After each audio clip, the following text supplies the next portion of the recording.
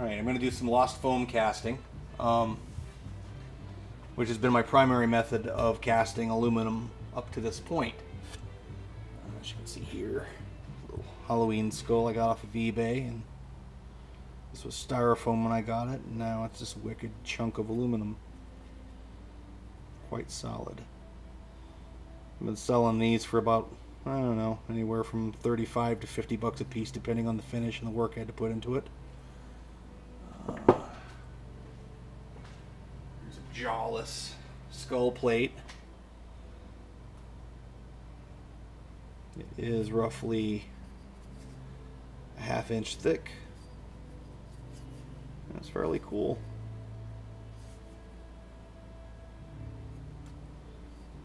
So now I'm casting another one.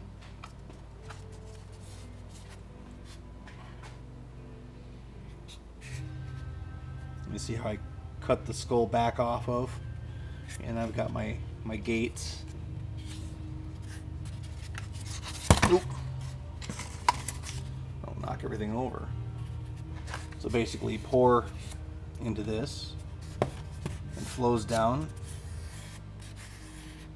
and then into the gates, and then it fills the part. And then these are drinking straws that I cover in masking tape, and these are vents for the gases for the foam. Without these vents, nothing would fill in, or it would fill in only partially, and I'd have a failed part. I find the more vents, the safer I feel about putting a bunch of work into making a pattern. And admittedly, there's not a whole lot of work into these. I basically spent $5 at Kmart, cut it in half, and you know what I mean, cut the back off, cleaned it up a bit with some sandpaper, and filled in cracks and things with some hot glue and wax, depending on how much I feel like starting up my wax, heating my wax. So yeah, there's one aluminum skull. There are approximately, there are 7 vents on this one. And I know, cheesy as this may seem, I'm making some brass knuckles. I'm doing these for fun. Saw some other guy on YouTube's making bicycle pedals out of them. I just figured, finally, you know what? It's one of the things most metal casters do, is they make a set of brass knuckles, so that's what I'm doing.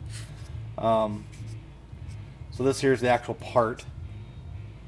And these are the gates. This is a very thin part, and lost foam has a lot of problems with filling in thin sections. So I made many small gates for this. I think there's 12 or so gates.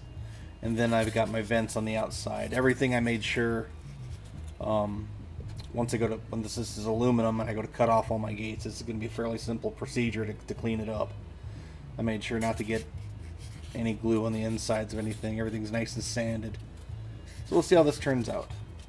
So next thing I do, after I'm done getting everything sprued and gated up and cleaned up and ready to go, is I cover it in sheetrock mud. The first layer is usually a very thin layer of sheetrock mud. Here, I'll do a quick dip.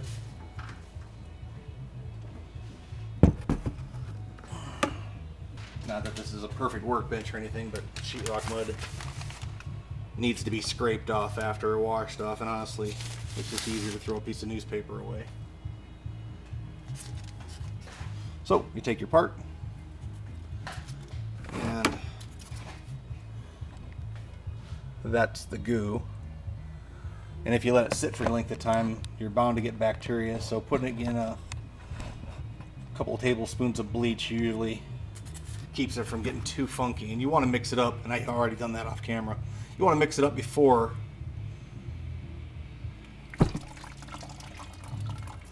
you dip it.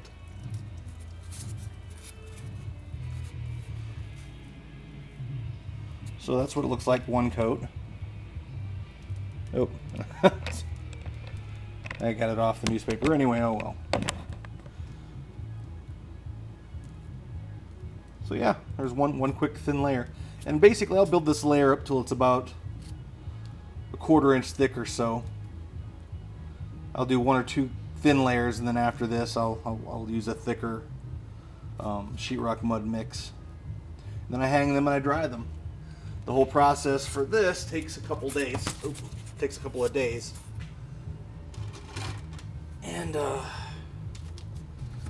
usually what I'll do is during the week I'll make my castings, and by the weekend it's time to pour. So just jam this sucker in here. And hang it.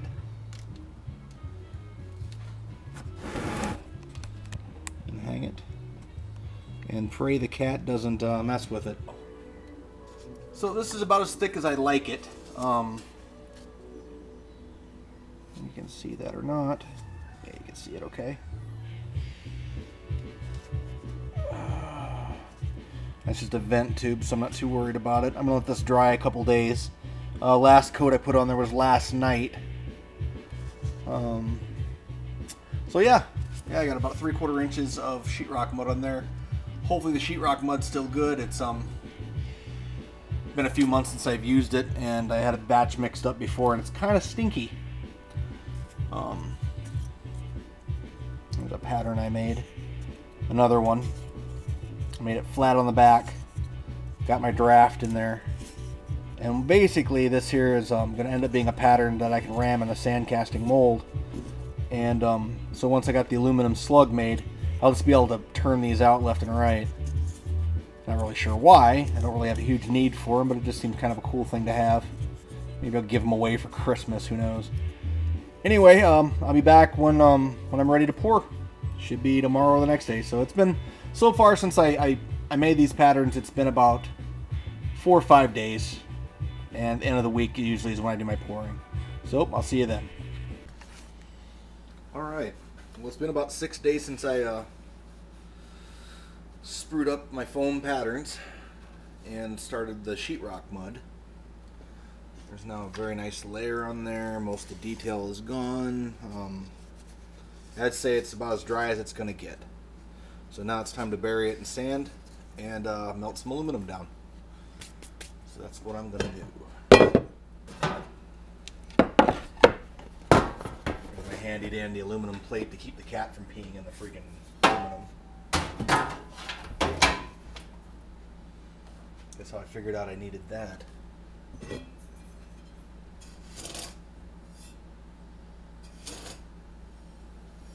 don't know what that bit of moisture is, but I don't want to touch it. Alright. So, I use coffee cans. They work great. And if the pattern's a little bit too big for one coffee can, I make it into 2. I don't think the skull is going to fit. The diameter is going to be a bit too big. Yeah. I'm going to have to use something a little bit burlier for that. And you, what about you? Might just fit. But I don't want to risk it. I have to get creative here. Let's see, what do I got? Alright, this will work for the brass knuckles. Aluminum knuckles, whatever. And I'm going to need spacers. Because I don't really want to use up all my sand. Just filling up space. So, what I usually do is, see if I can find them. What I usually do is I'll take some tin cans like this with the bottoms on them, and I'll just place them in there.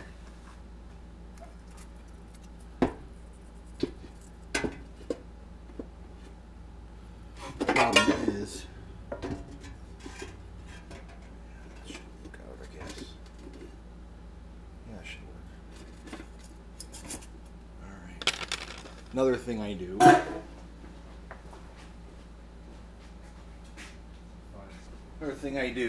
Is I like to wrap up anywhere there may be holes or blowouts with a layer of masking tape. This has worked out very well for me in the past. It's saved me from having to redo quite a bit of work. Basically, this is where I'm going to be pouring the aluminum. I don't know if you can see what I'm doing with my hands here, or hear what I'm saying. But anyway, this is where I like to pour, so yeah. I don't want that all blowing out and then making a mess, and then I gotta start all over again there too.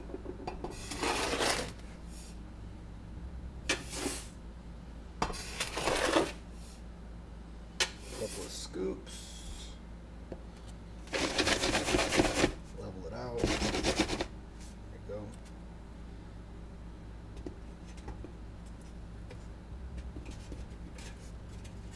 Yeah, I think that's about right. It's a good level. And then I'll just start pouring my sand in. And every so often, I'll do a little twist and shake thing to settle the sand into any little crevices around it so that there's no open spots. You also want to be careful when you're pouring the sand in here that you don't pour it into your vents, because that would be kind of pointless to actually even put a vent in there at that point.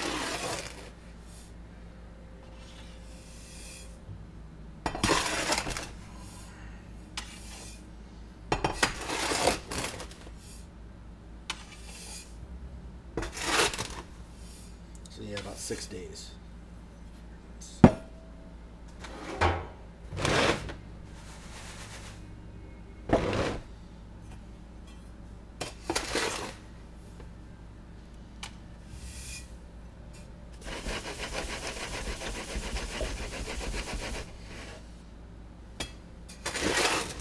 A lot of people like to run an air compressor with and then fluidize the sand. I've never done that. I haven't had a use for it yet. Not saying that it's a pointless thing to do. It's just something I haven't had to do yet, and I've done a lot of that in the last few years. You know, I'm still a complete noob at this stuff.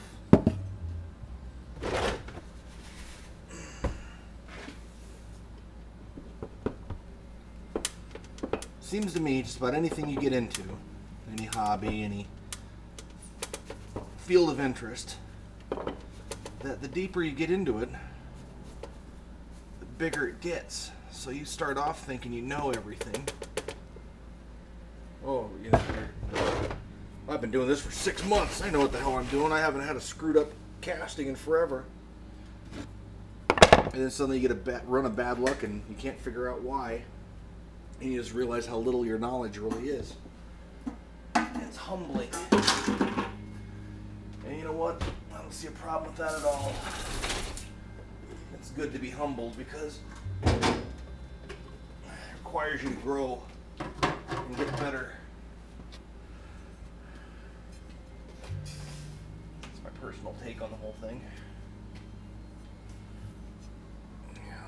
This can here, see how mangled it is? It happened the first time I used this thing for casting. I had a bunch of aluminum over poured, or I melted too much and I poured too much. Damn it. I got a hole in the steel bucket there.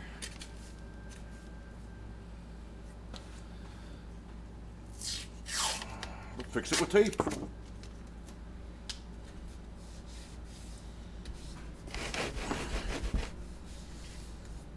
Good enough for sand. I'm trying to get this as high up the sprue as I can so I have head pressure, so that it'll force the aluminum out the vents after I pour it in.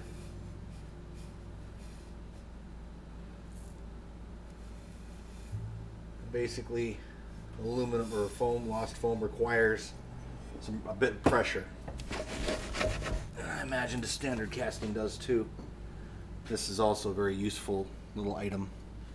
A lot of people use beer cans, which I have too, but I find they blow out sometimes.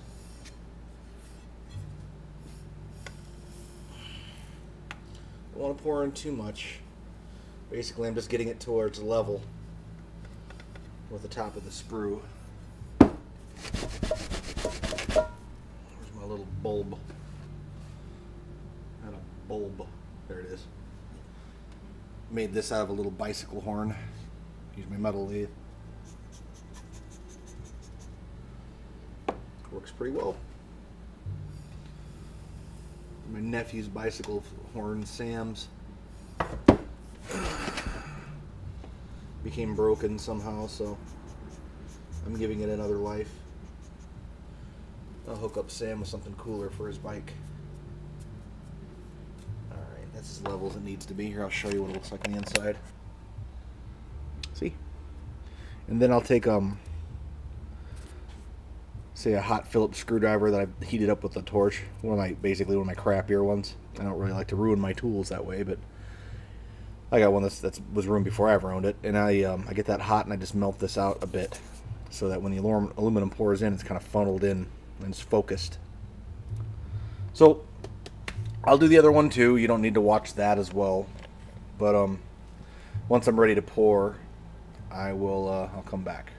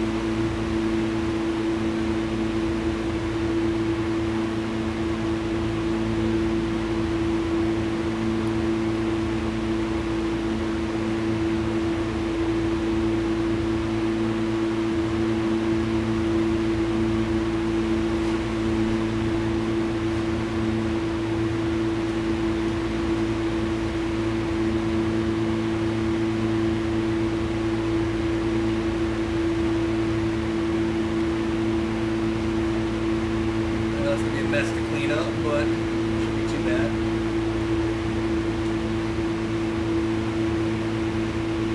Looks like all the vents cleared out, which is awesome.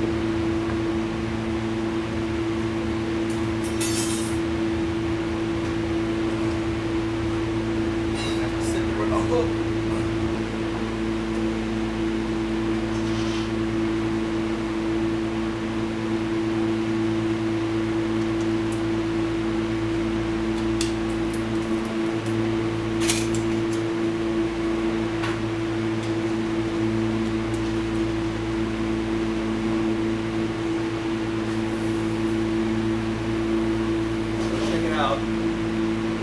see all the sheetrock mud's still on it.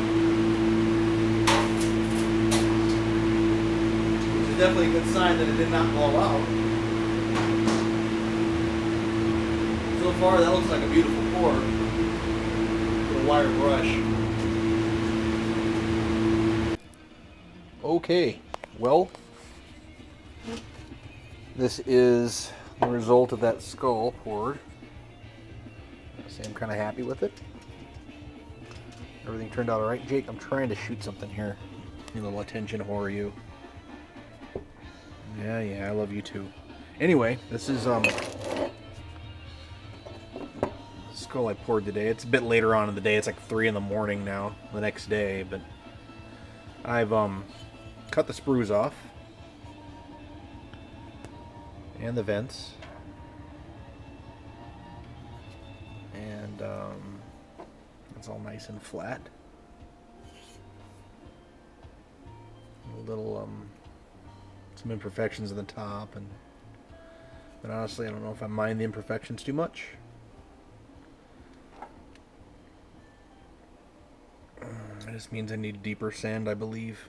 I probably could have tapered how the sprue entered in so it flowed more naturally.